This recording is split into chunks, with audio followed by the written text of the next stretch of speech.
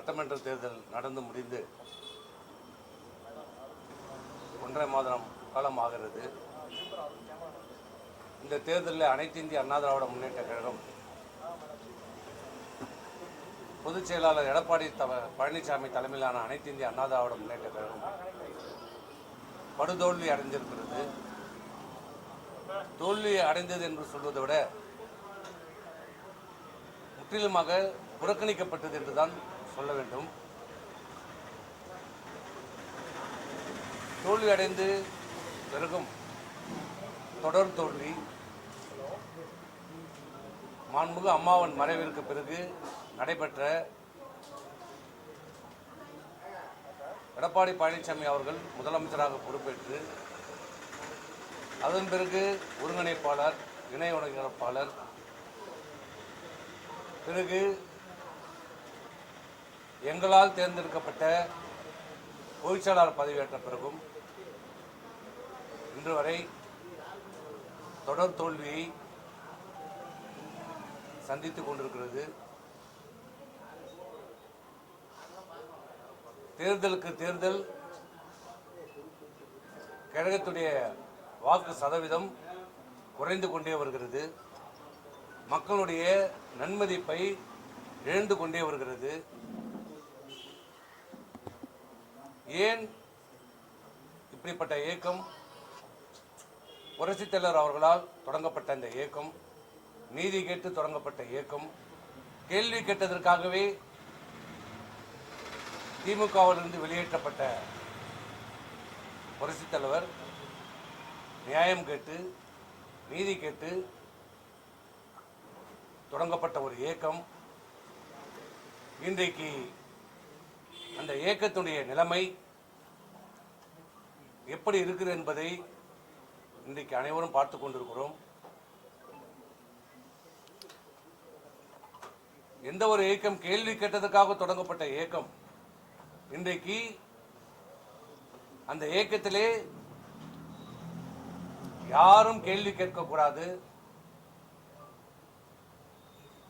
பேசக்கூடாது, கருத்து சொல்லக்கூடாது என்று ஒரு சர்வாதிகார போக்கிலே இந்த இயக்கம் நடைபெற்ற காரணத்தால் யாருடைய ஆலோசனையோ யாருடைய கருத்தையோ நான் கேட்க மாட்டேன், ஏற்றுக்கொள்ள மாட்டேன். என் குடும்பத்தாருடைய கருத்தை மட்டும் கேட்பேன்.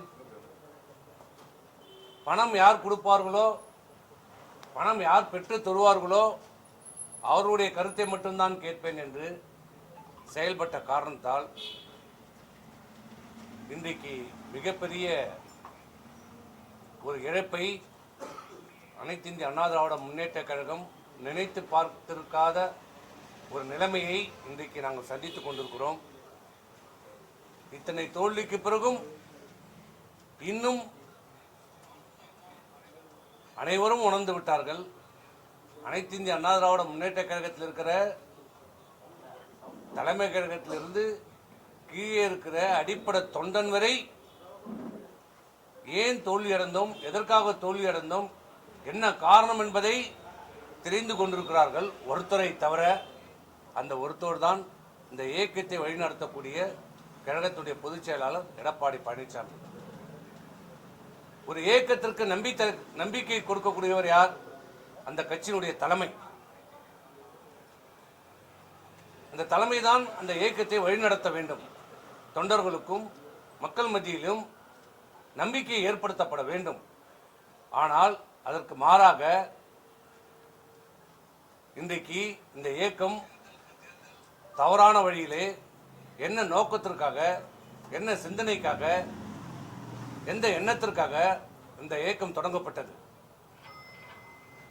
திராவிட முன்னேற்ற கழகம் திருந்து நீக்கப்பட்ட எம்ஜிஆர், அந்த திராவிட முன்னேற்ற கழகம் அதனுடைய தலைவர் தீய சக்தி ஒழிக்கப்பட வேண்டும் என்று தொடங்கப்பட்ட இயக்கம்தான் இந்த அனைத்து இந்திய அண்ணா திராவிட முன்னேற்ற கழகத்துடைய இயக்கம்.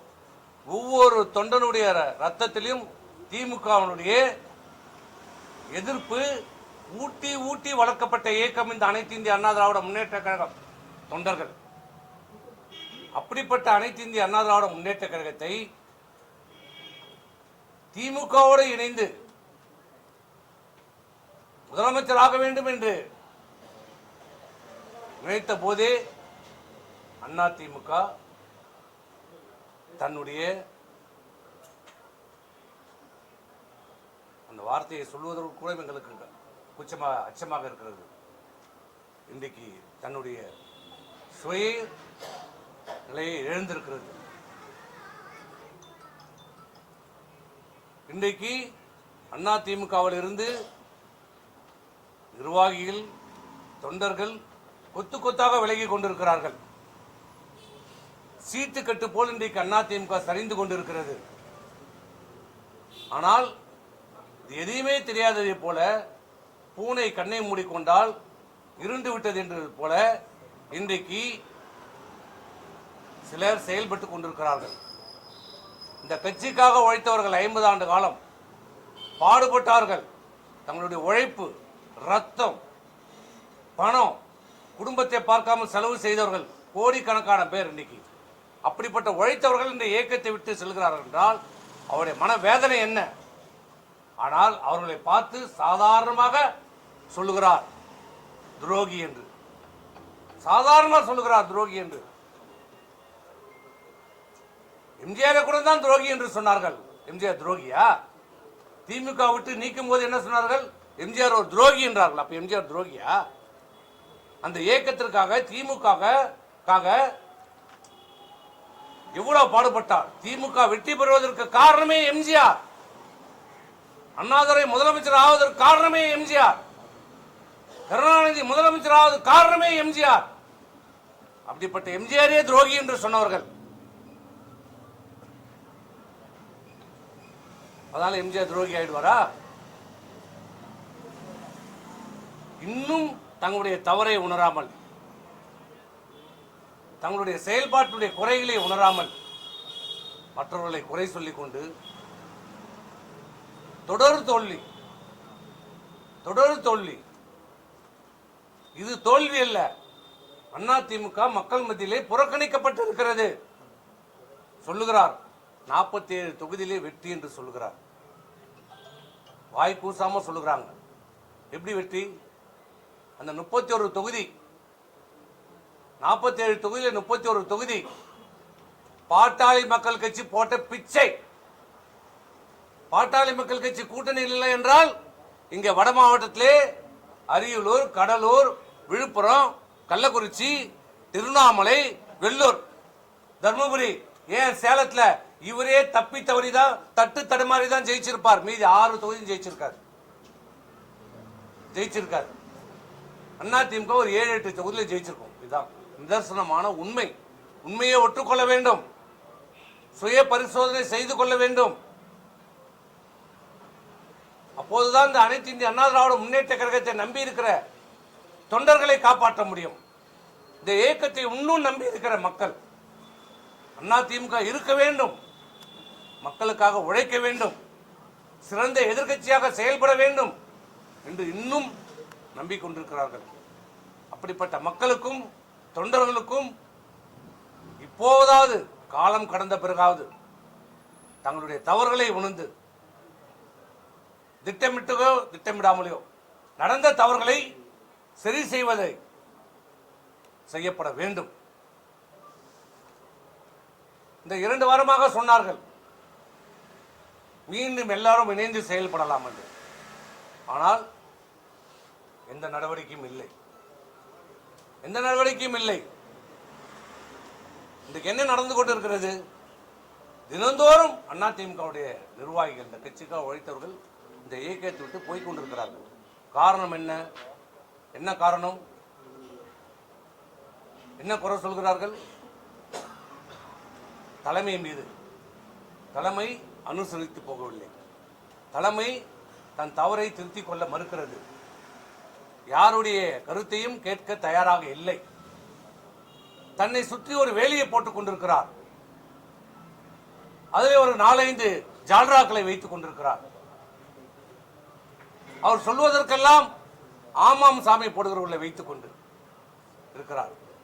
இந்த இயக்கம் அனைத்து இந்திய அண்ணா திராவிட முன்னேற்ற கழகம் என்பது சாதாரண தொண்டன் முதலமைச்சராக வரலாம், அமைச்சராக வரலாம், சட்டமன்ற உறுப்பினராக வரலாம், நாடாளுமன்ற உறுப்பினராக வரலாம். இதுதான் அதிமுகவுடைய சிறப்பு அம்சம். அதனால்தான் இந்த அண்ணா திராவிட முன்னேற்ற கழகத்திற்கு தங்களை இணைத்துக் கொண்டார்கள். லட்சக்கணக்கான இளைஞர்களும் பல பேர் இந்த இயக்கத்தில் இணைத்துக் கொண்டு உழைத்து வந்திருக்கிறார்கள். சாதாரண தொண்டர் சட்டமன்ற உறுப்பினராக, நாடாளுமன்ற உறுப்பினராக வந்திருக்கிறார்கள். அதிமுக என்பது ஒரு குடும்ப கட்சி அல்ல, இது தொண்டர்கள் கட்சி என்ற நிலையால் ஏற்படுத்தப்பட்டது. மாண்புமிகு புரட்சித் தலைவர் அவர்களாலும் மாண்புமிகு அம்மா அவர்களாலும் ஏற்படுத்தப்பட்டது.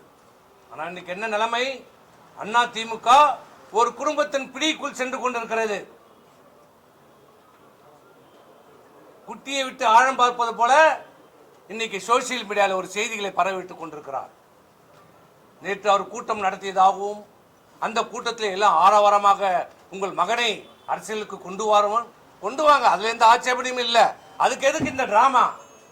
யார் வேண்டுமானாலும் அரசியலுக்கு வரலாம், உங்கள் பிள்ளை வர வேண்டாம் என்று சொல்லவில்லை. அவருக்கும் முழு உரிமை உண்டு. வரட்டும், நேரடியாக வரட்டும், அரசியலுக்கு வரட்டும், பணியாற்றட்டும், சேவை செய்யட்டும், வளரட்டும். அதில் யாரும் எந்த மாற்று கருத்துப்படல. ஆனால் இப்படிப்பட்ட ஏன் நாடகம் டிராமாவை ஏற்படுத்தி கொண்டிருக்கிறார்கள். இந்த இயக்கம் இன்றைக்கு படு தோல்விக்கு காரணம் பணம், பதவி, வெறி. ஆகவே இது எல்லாம் உணர்ந்து கொள்ள வேண்டும். இப்போதும் சொல்லுகிறோம் பொதுச் செயலாளரும், நீங்கள் தான் பொதுச் செயலாளர். குறைகள் இருக்கலாம், எங்கள் பக்கத்திலும் குறைகள் இருக்கலாம். குறை நிறை இல்லாத மனிதர்களே கிடையாது. ஆனால் ஒரு தலைமை பொறுப்புக்கு வந்தவர் என்ன செய்ய வேண்டும்? எல்லோரும் அரவணைத்து செல்ல வேண்டும், குறைகளை சுட்டிக்காட்ட வேண்டும். ஆனால் அதற்கு நேர்மாறாக போகிறவர்கள் போகட்டும், யார் வேண்டுமானாலும் போகட்டும், போக வேண்டும் என்ற சூழ்நிலையும் உருவாக்கப்படுகிறது. இப்படிப்பட்ட நிலைமையை போக்கப்பட வேண்டும், தவிர்க்கப்பட வேண்டும். மீண்டும் அனைத்து இந்திய அண்ணா திராவிட முன்னேற்ற கழகம் வலிமையான ஒரு இயக்கமாக உருவாக்கப்பட வேண்டும். மக்கள் மத்தியிலே நம்பிக்கையை உருவாக்க வேண்டும். கட்சியினுடைய தொண்டர்கள் மத்தியிலே ஒரு நம்பிக்கையை உருவாக்க வேண்டும். அதற்கு நீங்கள் எல்லாரையும் அரவணைத்து செல்லுங்கள். நாங்கள் அன்றைக்கே சொன்னதுதான், தோல்விக்கான காரணத்தை ஆராயுங்கள். இதுவரை இல்லை. 2024 நாடாளுமன்றத்தில் சொன்னோம், அப்போதும் நீங்கள் செவிசாய்க்கவில்லை. இப்போதாலும் சொல்கிறோம், கூட்டத்தை கூட்டுங்கள், பொதுக்குழுவை கூட்டுங்கள், உங்கள் விருப்பப்படியே ஒரு தேதியில கூட்டுங்கள். ஆனால் அதற்கு முன்பு பொதுக்குழுவை கூட கூட்ட காலதாமதமானால் செயற்குழுவையாவது கூட்டுங்கள், கட்சியினுடைய செயற்குழுவை கூட்டுங்கள். ஆண்டுக்கு 2 முறை கூட்டப்பட வேண்டும். இந்த ஆண்டு ஆரம்பித்து இது 6வது மாசம் போயிட்டு இருக்கு. செயற்குழு கூட்டம் ஆண்டுக்கு 2 முறை கூட்டப்பட வேண்டும். அந்த செயற்குழு கூட்டத்தையாவது கூட்டுங்கள், எல்லோரையும் அழையுங்கள், அதில் விவாதியுங்கள். ஏன், என்ன காரணம், என்ன நடவடிக்கை எடுக்க வேண்டும், இது சீர் செய்வதற்கு என்ன செய்ய வேண்டும் என்பதை விவாதியுங்கள், விவாதம் செய்யுங்கள். ஏன் அஞ்சுகிறீர்கள், ஏன் அச்சப்படுகிறீர்கள்? ஒரு ஜனநாயக நாட்டிலே ஒரு இயக்கத்திலே மாற்று கட்டு இருக்கதான் செய்யும். அதை ஏற்றுக்கொள்கிற தலைவர் தான் ஒரு சிறந்த தலைவர். ஏன் புரட்சி தலைவர் அம்மா போல தனக்கு மாற்று கருத்து சொல்லுவீர்கள் எல்லாம் திருப்பணு இயக்கத்தில் இணைத்து அவர்களுக்கு அமைச்சர் பதவி தரல, புரட்சி தலைவர் தரல. இயக்கம் வெற்றி பெற வேண்டும் என்பதற்காக மாண்புமிகு அம்மா 96 இந்த இயக்கம் மிகப்பெரிய தோல்வி அடைந்தது. வெற்றி பெற வைப்ப அந்த தோல்விக்கு நானே பொறுப்பு, இந்த தோல்விக்கு நானே பொறுப்பு, இந்த தோல்விக்கு நானே பொறுப்புன்னு ஒரு தலைவருக்குரிய தகுதியோடு தன் தோல்வி ஏற்றுக்கொண்ட தலைவர் அம்மா. ஆனால் இத்தனை தொடர் தோல்விக்கும் இன்று வரை யாருமே பொறுப்பேற்கவில்லை, ஏற்க மறுக்கிறார். தோல்வி என்று சொல்வதற்கு கூட மனம் வரவில்லை. ஆனால் அன்றைக்கு அம்மா என்ன சொன்னாங்க, நானே பொறுப்பு, மீண்டும் எம்ஜிஆர் ஆட்சியை நிறுவேன் என்று சபதம் எடுத்தாங்க. 2 வருஷம். அம்மாவோட பெரிய தலைவர் யாருமே கிடையாது. அப்படிப்பட்ட அம்மா பாட்டாளி மக்கள் கட்சி அலுவலகத்துக்கு சென்றாங்க, நேரடியா போனாங்க. மதிமுக அலுவலகத்துக்கு சென்றாங்க, அந்த படி ஏற முடியாது, குறுகிய படியில் ஏறி போனாங்க. ஜி.கே. மூப்பனார் அவர்களை போய் சந்திச்சாங்க, பாரதிய ஜனதா கட்சியை போய் சந்திச்சாங்க, எல்லா காங்கிரஸ் போய் சந்திச்சாங்க. எல்லா கட்சி வீட்டுக்கு தானே நேரடியாக போய் சந்தித்து அவர்கள் எல்லாம் ஒரு மிகப்பெரிய கூட்டணி வைத்து 2 ஆண்டுல மிகப்பெரிய ஒரு வெற்றியை பெற்று தந்த தலைவர் புரட்சி தலைவர் அம்மா. எப்படி முடிஞ்சது? வெற்றி பெறணும், அதற்கு என்னெல்லாம் தேவையோ இறங்கி போகணும். இன்னும் அதே கௌரவத்தோடு 98 நான் முதலமைச்சராக இருந்தேன், 99 நான் முதலமைச்சராக இருந்தேன், அதே நிலப்பாட்டில் இருந்தா இன்னைக்கு நிலைமை என்ன? அடிக்கிற காத்துல அம்மியே பறக்குது. இன்னைக்கு மம்தா பானர்ஜி நிலைமை என்ன பார்த்தீங்கல்ல? உங்க நிலைமை என்ன ஆயிருக்கும்? 2 நாள் அன்றைக்கு சரியா இருந்தது, உங்க நிலைமை என்ன? நிலைமை இன்னும் ஒன்றும் மாறல. கனவு உலகத்தில் இருக்காதீங்க, வெளியில வாங்க, உண்மையை உணருங்க, உணர்ந்து செயல்படுங்க, இந்த இயக்கத்தை காப்பாத்துங்க, அண்ணா திமுகவை காப்பாத்துங்க. மீண்டும் சொல்றோம்,